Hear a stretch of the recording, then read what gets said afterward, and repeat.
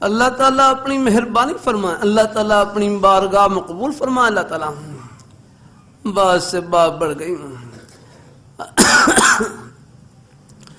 اللہ تعالیٰ اپنی بارگاہ میں قبول فرمائے۔ اللہ تعالیٰ ہم سب کو اللہ اپنے ایمان اور کر رہا نیکی کسے کہتے ہیں؟ جس میں نیت نیک ہو جاگنا، نیکی جس میں نیت نیک ہو، اللہ تعالیٰ کو خوش کرنے کا جذبہ، بس یہ روح ہے نا۔ امام بخاری رحمۃ اللہ علیہ کہتے ہیں، بخاری شریف جس کا لقب ہے اصح الکتب بعد کتاب اللہ، اصح الکتب بعد کتاب اللہ، کہ اللہ تعالیٰ کی کتاب کے بعد سب سے صحیح ترین کتاب بخاری شریف کی ہے۔ اگر ہاں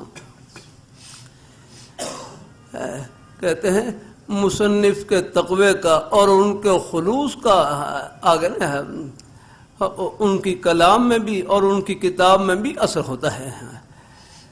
امام بخاری رحمۃ اللہ علیہ، امام بخاری رحمۃ اللہ علیہ،